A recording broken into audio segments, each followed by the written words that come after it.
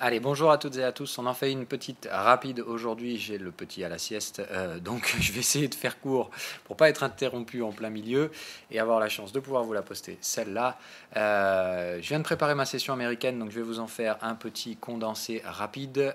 Donc le chiffre de l'ADP vient de tomber. Alors il est légèrement en dessous de l'attente du consensus, bon en gros on s'en fout un peu. Le précédent a été légèrement rehaussé, donc en soi c'est pas non plus la cata, on s'en fout un peu. Ça pourra permettre d'avoir un petit peu de volate peut-être à l'ouverture à Wall Street, mais je vous avais dit que le marché de l'emploi, je pense que le marché s'en fout. C'est pas vraiment ça qui regarde. Il n'y a que deux thématiques pour l'instant, la Fed et la croissance.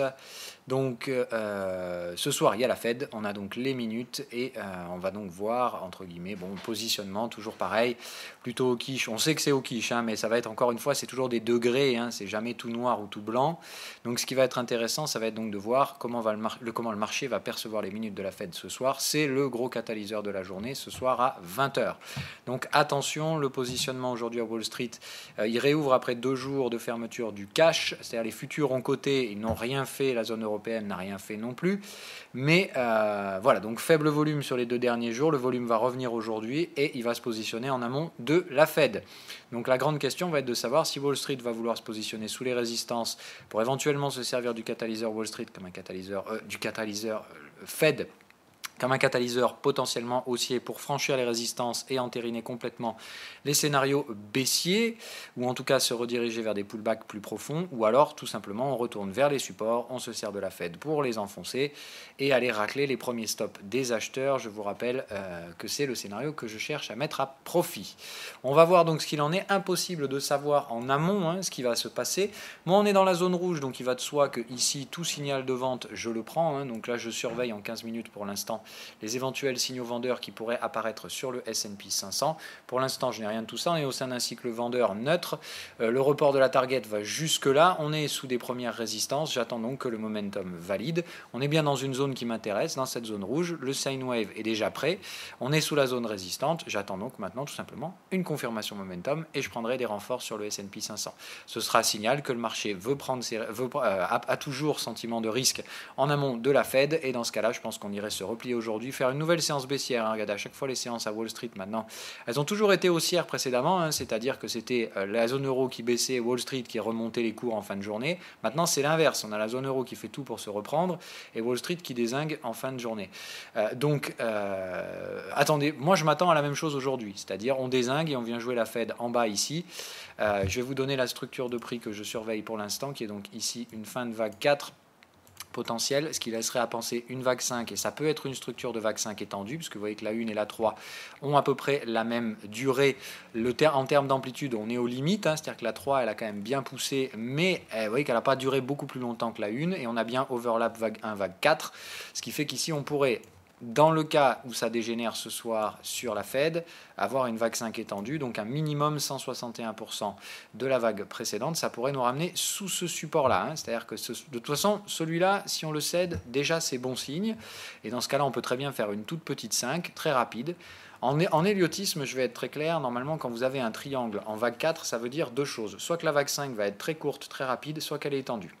Donc il n'y a pas 50 schémas, c'est-à-dire que là, je pense que tout ce qui se passe là, ça n'intéressera personne. C'est soit on vient ici, on fait une vague 5 rapide, on n'arrive pas à enfoncer le support, on termine juste là, on va juste faire un nouveau plus bas pour déclencher plein de vendeurs, et puis on remonte, et évidemment derrière c'est boule, sur 2 vagues de hausse, sans que pour autant on retourne casser le sommet. Je pense qu'on est dans un schéma baissier. Si on est dans ce cas-là. Un schéma haussier, ce serait A, B, C, terminé, et là on franchit les résistances, et dans ce cas-là, évidemment, là c'est un marché haussier. Il faudra donc invalider tous les scénarios vendeurs sur les indices, et particulièrement les indices américains. Mais je pense aujourd'hui que ça devrait retomber. La grande question pour moi, c'est de savoir si on fait une toute petite 5 très courte pour aller par exemple ici, et sans réussir à casser ce support-là, ou alors réussir à le casser très rapidement, aller chercher 2663, ce dernier support, et puis ensuite remonter en 2 vagues. Donc en fait ce schéma-là qui avait été précédemment anticipé, quand on était encore au début de la phase de baisse.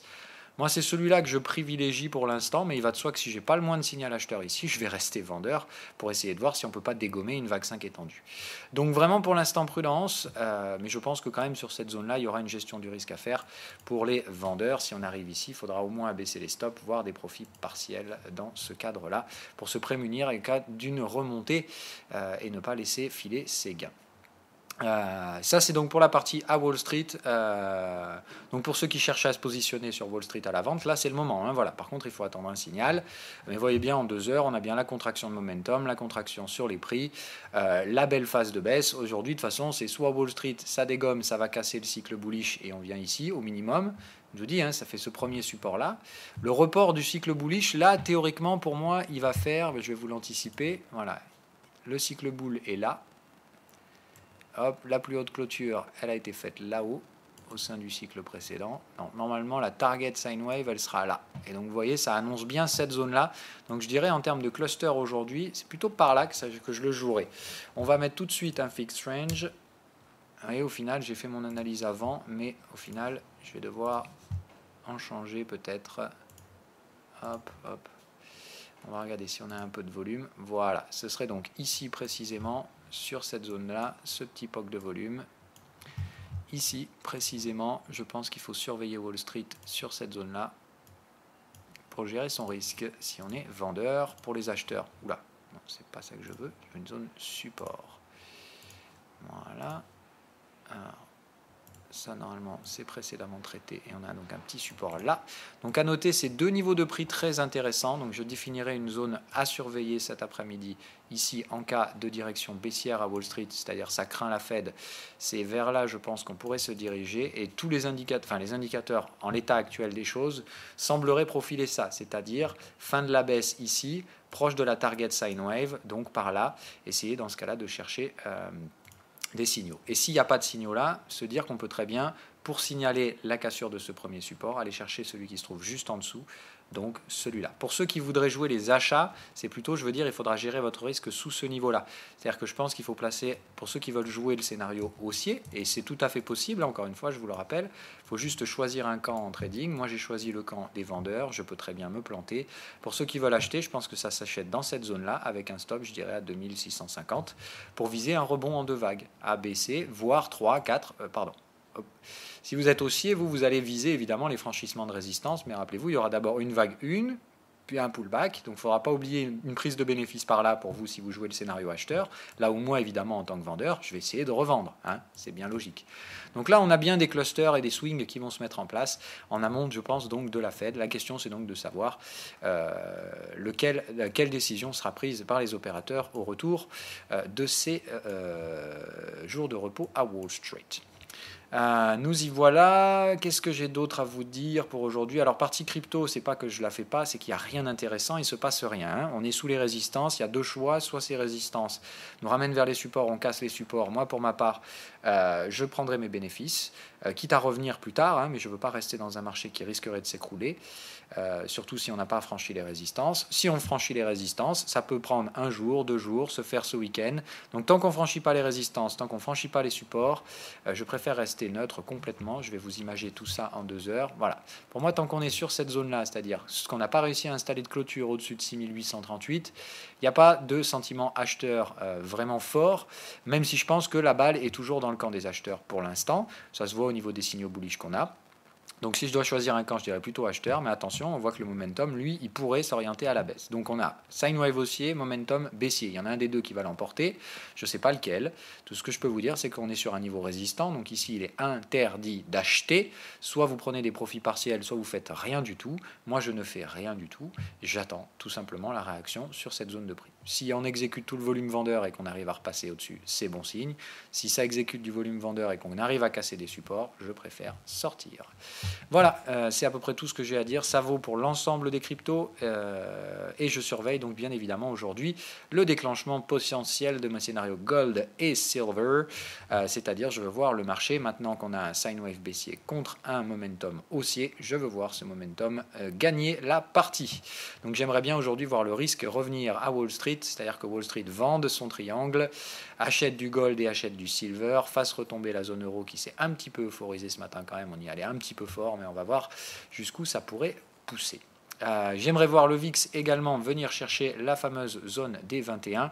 Donc vous voyez, ça tendrait à penser que le VIX sur ce support serait acheté. Donc on aurait plutôt une séance risque à Wall Street pour se positionner plutôt safe avant la Fed, c'est-à-dire aller chercher des supports, peut-être les enfoncer un petit peu et donc Pour moi, le scénario qui se profile, c'est plutôt celui que je vous ai énoncé, c'est-à-dire Wall Street qui devrait normalement ne pas acheter avant ce soir et attendre peut-être les minutes, c'est-à-dire aller chercher les supports, peut-être les casser avec un petit peu de volatilité et je pense derrière probablement les payer. Sauf si évidemment, je vous dis, si jamais la Fed, pour une raison X ou Y, déçoit le marché, attention à ne pas vous prendre une vague 5 étendue. Donc je vous rappelle que s'il n'y a pas de signaux acheteurs ici, pour ceux qui veulent jouer les achats, si vous vous achetez une vague étendue, vous allez vous faire racler les stops et on ne vous laissera pas la moindre occasion de sortir. Donc soyez prudents dans ce type de marché-là. Je ne pense pas réellement que la Fed va chercher à décevoir le marché, donc je m'attends quand même à une certaine forme de complaisance, c'est-à-dire peut-être enfoncer juste les supports et puis remonter donc dans les 2 à 3 jours qui pourront suivre, c'est-à-dire probablement tenter une baisse et demain on va essayer de remonter pour maintenir des clôtures hebdomadaires pas trop dégueulasses, c'est-à-dire voilà, attendez-vous à ce que... Vous voyez la tronche de la semaine là pour l'instant. Attendez, hop. Pour l'instant on est en positif. Moi je m'attends à ce qu'on revienne là, qu'on finisse là plutôt par là ce soir et que demain on remonte pour avoir un bon gros doji. Mais normalement on aura cassé le plus bas du chandelier hebdo précédent. Je pense qu'on tiendra une clôture hebdomadaire négative. Ça fera 3 semaines de suite, certes avec des mèches basses, mais cette fois on aura également une mèche haute. Je pense que la semaine prochaine on pourra remonter un petit peu. Mais derrière, je pense que ce sera bear. Donc c'est à voir, mais c'est le scénario que pour ma part, moi, je développe. J'aimerais quand même effectivement voir qu'entre aujourd'hui et demain, on réussisse à briser le plus bas du chandelier hebdo précédent. C'est ce qui me semblerait être le plus logique dans ce type de marché-là. On est en train de donner des gros signaux de vente hebdomadaires. Regardez quand même le TP. Le momentum est bear ici et l'oscillation sur le momentum est déjà négative. Je pense qu'on a tout pour passer bear à Wall Street, mais encore une fois, personne ne le voit venir, c'est toujours pareil.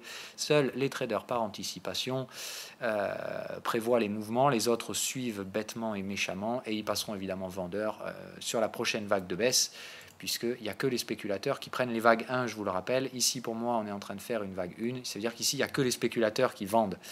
Les traders en tendance, ils ne vendront que quand on sera là, c'est-à-dire quand on aura déjà grignoté la plupart des bénéfices à faire sur ces mouvements-là. La UDNZD, j'ai repris un petit levier tout petit. Alors je vous rappelle, j'avais réduit. Donc j'en ai repris un tout petit peu là, voilà, ce matin sur ce support-là. Donc pour le moment, c'est pas mal. Je vois qu'on a bien un double signal acheteur confirmé. Donc ça me conforte dans mon idée. Un double signal, un petit triangle bleu. On est bien au sein d'un cycle bullish et on a bien bloqué sur le momentum. Tout ça tenu par des clôtures. Donc ça me laisse bien à penser qu'on a un bottom potentiel sur ce truc-là. L'euro-yen pris à la vente également tout à l'heure, pile poil sur le niveau qui était attendu. Je vous rappelle, quand on était arrivé ici, je me suis dit, oh putain, merde. En fait, ils sont pas venus chercher mon niveau, ils vont casser le support. Et je vous ai dit, si on casse le support, je rentre comme un dingo et je remets tout le levier que je me suis fait stopper. Et bien, évidemment, on n'a pas cassé le support et on vient chercher mon prix. Donc, je n'hésite pas une seule seconde. Je suis de nouveau levier 4 sur l'euro-yen.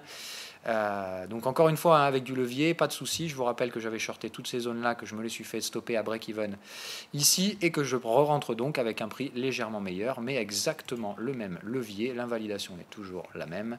J'attends de voir ce scénario. Donc j'ai tendance à penser que ce qu'on a eu ce matin sur la zone européenne, c'est peut-être un rebond du chat mort, puisque quand je vois le positionnement de l'euro-yen sous cette résistance à des prix très attractifs, je m'attends à ce qu'il se fasse dézinguer cet après-midi ou demain. Il y a de la place sur le VIX, les junk bonds n'arrivent pas à se reprendre, les taux font tout ce qu'ils peuvent, mais voilà. De toute façon, moi je m'en fous, j'aurai quoi qu'il arrive le bon scénario, c'est-à-dire que si en zone euro ça doit s'euphoriser de ouf, je vais avoir explosion des taux, et je vous rappelle que j'achète les taux en zone euro, je vends des bunds. Donc voilà, quoi qu'il arrive, je suis sûr d'être sur le bon scénario. Soit je me fais péter mes stops sur l'Eurostoxx 50, mais dans ce cas-là, c'est les bunds qui vont exploser. Soit les bunds restent en range, les Européens se pètent la gueule avec les Américains, et dans ce cas-là, pas trop de soucis. Je vous dis, j'ai une échéance assez longue sur les bunds. Donc là, je peux jouer la montre sur les bunds. Je ne pense pas qu'ils pourront rebaisser sous les 0,20. De voilà, faire les cons dans cette zone-là, c'est tout à fait possible pendant encore quelques semaines, avant après de se rediriger. Plus on se rapprochera de septembre, et je vous rappelle, j'ai une échéance sur mes futurs à mi-septembre, ce qui fait que pour moi, il n'y a pas de risque normalement. Acheter sur ces zones-là, je suis quasiment certain de pouvoir racheter mes bunds à bon prix. Donc c'est qu'une question de timing. Ça ne me gêne pas. Je préférais que les actions chutent brutalement pendant un mois, quitte à ce que les taux soient recherchés. Mais derrière, je pense que les taux remonteront assez rapidement et c'est ça qui m'intéressera à l'échéance septembre. Donc il y a de la place sur le gold, il y a de la place sur le silver. Je surveille l'US Oil pour éventuellement un petit scénario vendeur, mais pas tout de suite. Je vous rappelle que là, on a formé un triangle et qu'on attend pour moi un signal vendeur. J'ai déjà placé des ordres conditionnels sur ce prix-là. S'il peut m'être proposé, je ne suis pas certain que ce sera le cas.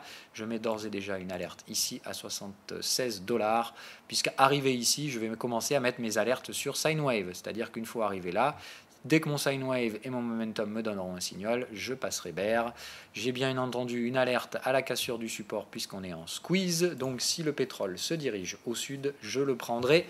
Ça va de soi. Mais je veux d'abord un nouveau sommet. C'est-à-dire que je veux d'abord qu'on aille un peu plus haut que ça et ensuite on se casse la gueule.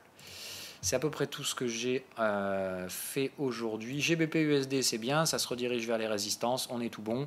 On est bien donc typiquement dans une vague 3, annoncé sur du breakout, target ici, et ça me va très bien. Ce qui fait que donc c'est ici que je mets mon alerte pour commencer à encaisser des premiers gains sur le GBP, et je laisse filer en attendant. Tesla, aujourd'hui, ça va être intéressant. Je vous rappelle que j'ai encaissé un petit peu juste avant la clôture. Avant-hier du coup et j'ai pris que 15%. Je m'attends à des petits rebonds aujourd'hui du chat mort avant de réattaquer violemment à la baisse. Aujourd'hui, celle qui m'intéresse, c'est Apple. Je veux les voir chuter cela, je veux les voir péter les supports et là ça me fera du bien. Ça c'est ce que je voudrais voir ce soir avec la Fed. Donc je voudrais à 20h Apple qui dérouille. Même chose sur Nvidia, hein.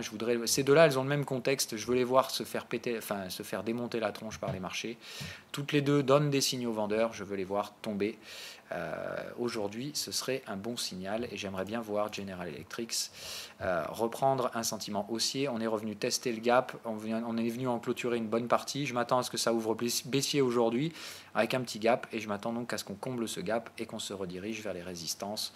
Donc General Electric, attendre que ça refranchisse les 14,20 pour renforcer ses positions. Pour ma part, je pense qu'on a fait un pullback salvateur ici pour faire le plein d'acheteurs. J'aurais préféré qu'on y aille d'emblée pour avoir montré une vraie puissance acheteuse. Bon, on vient faire un petit plein d'acheteurs, mais je pense que la structure double bottom est maintenant très bien placée et que, évidemment, tout franchissement de résistance commencera à placer les targets que je vise depuis des mois. Je vous rappelle que ces zones-là, je les ai déjà mises en valeur il y a des mois de ça et vous voyez, petit à petit, la structure se construit pour que tout le monde vise ses prix gentiment mais sûrement. Et comme toujours, il n'y a que les spéculateurs qui l'auront vu venir avant. C'est à peu près tout. Voilà, donc surveillez l'US Oil pour moi qui arrive bientôt, Silver Gold déjà en position, en attente de validation pour avancer dans les scénarios, revente du S&P 500 à faire pour moi dans les prochaines minutes, toujours vendeur de Rostox 50, de JPN et de Hang Seng, toujours à l'achat sur le VIX au moins jusqu'à la zone des 21 et c'est tout.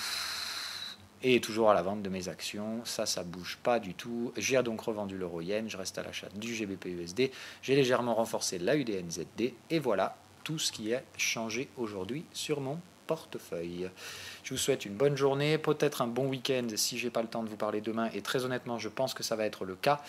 J'essaierai de vous faire un petit condensé via Twitter post-Fed ce soir, puisque là honnêtement, à part faire de l'anticipation, donc des faibles leviers aujourd'hui, il n'y a pas grand-chose à faire qu'attendre la Fed et voir comment le marché va y réagir pendant la nuit et demain. Voilà. Allez, bye bye, et éventuellement bon week-end, et peut-être à lundi. Tout rentrera dans l'ordre la semaine prochaine, je vous rassure. Donc si on ne peut pas se parler demain, je vous dis à lundi.